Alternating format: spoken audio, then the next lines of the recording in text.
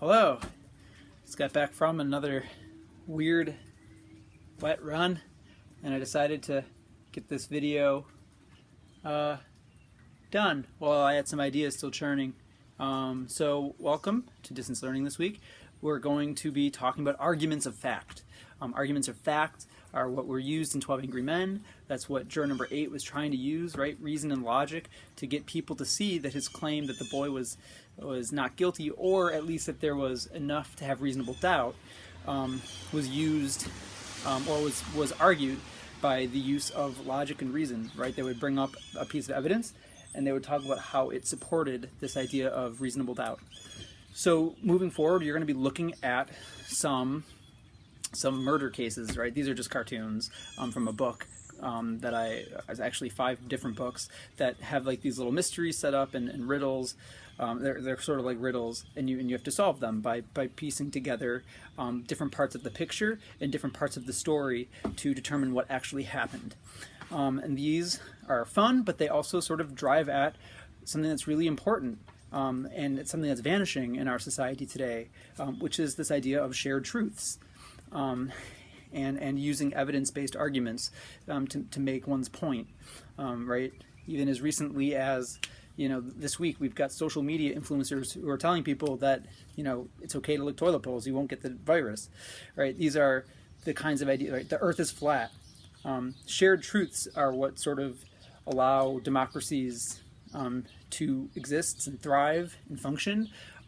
Lies tear that apart, and unfortunately lies spread faster than truths, so you really have to think in terms of general truths, shared truths when doing these activities, right? Logic, rules that most people sort of understand to be how the world works.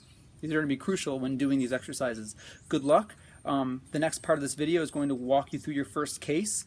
And it really is just sort of a trial run, so do your best. I'll be posting the responses, or not the responses, but the solution in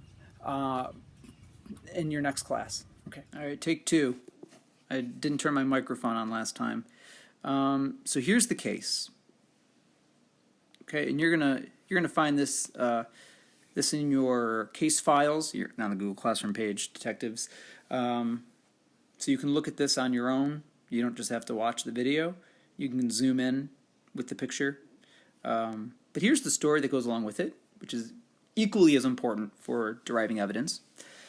At 5 feet 6 and 110 pounds, Queenie Volapydes was a sight to behold and to clasp.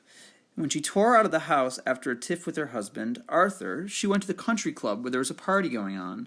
She left the club shortly before 1 in the morning and invited a few friends to follow her home and have one more drink.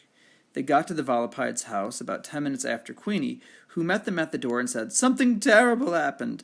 Arthur slipped and fell on the stairs. He was coming down for another drink. He still had the glass in his hand, and I think he's dead. Oh my, what shall I do?" The autopsy concluded that Arthur had died from a wound on the head and confirmed the fact that he'd been drunk.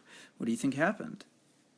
All right, so what you're going to do is you're going to operate under the claim. I'm going to give you the claim. If we were normally in class, we'd work through this in a more organic, slow fashion. I would let you decide whether or not you think she's telling the truth. I'm going to make you claim that she's not telling the truth, okay? And what you're going to do is you're going to try to focus on parts of this picture that seem off to you, things that don't quite match Queenie's story. That he was coming down for another drink. That's in fact how he had died, that he had slipped and fallen. So what you're going to do is you're going to fill out this chart, which has also been supplied to you on the Google Classroom page. And here's the claim. Okay, Queenie is not telling the truth. Okay, so the first thing you're going to do is you're going to include some evidence or an aspect of the picture, or insert a quote from the story. You are not to put your own thoughts or opinions or comments about the picture. You are simply describing what is there in front of you. This is key, okay? So you'll notice for my first piece of evidence, I'm just simply describing the picture. Nothing on the stairwell wall is moved or disturbed, okay? So if you take a look at the picture, you'll notice that we've got these candelabras and the mirror. They are not affected in any way, or it appears that they have not been touched in any way. They are hung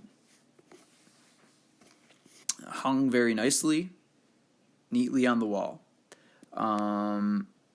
Okay, so what? Why does this support my claim? So now I'm going to describe how the image or quote supports the claim. And you'll notice the language I use is the language of shared truths, things that people generally accept, right, as the reality, as the way things work in the world. Generally speaking, when people are falling, they will try to grab a hold of anything, right? That's a pretty reasonable thing to assume. And so therefore, if you were to actually be coming down the stairs and falling, why didn't he grab anything? So that's just one piece of evidence and a reason why I think she's not telling the truth. All right, so this is really key, right? The so what part, and look no further than 12 Angry Men for examples of this, right? When they're trying to show that the witness testimony leaves room for reasonable doubt, right? Evidence. Old woman across the street had, don't worry about the capitalization, had marks on the side of her nose. Okay, so what? People with such indentations typically wear, that's going to be weird, typically wear glasses. As a rule, people do not wear glasses, to bed. So as a result, her eyesight was compromised, and therefore leaving room for reasonable doubt. Okay, so you'll notice that this is general. People with indentations typically wear glasses as a rule. So these are wonderful words to be using when doing this activity, right? Words and phrases that allow you to speak generally to rules. As a rule, typically, usually, generally, when people blank, right? You're trying to keep this as general as possible to show that the reason you are using to qualify the evidence is logical. Okay? So now what I'm going to do is, so you're going to fill out this chart. There are 4 more slots, right? 4 more rows. 1, 2, 3, 4. Every time you give evidence, you need to give a so what. So you need to find 4 more things in this picture that are off, or this story, right? There are some things in this story that you can use. So right now, if you want to try to solve this without any more tips or hints, stop the video. You can always go back, but stop the video right now if you want to try to use your own powers of observation. But if you want my help, keep watching. So 3, 2, 1. Okay. First, take a look at the glass. Okay, there are several things that are interesting about this glass. Another thing that you might want to think about for your evidence, okay, the body. What do you notice about the body? You can even look at the carpet. Also take a look at his hand. Right? He was drunk. That's not an opinion. It was confirmed that a fact that he had been drunk.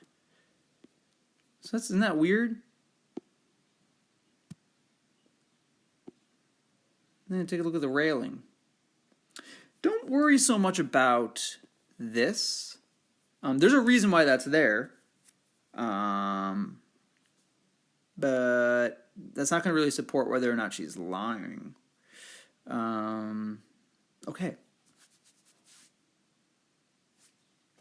Hopefully that gives you enough to fill on the rest of the evidence chart.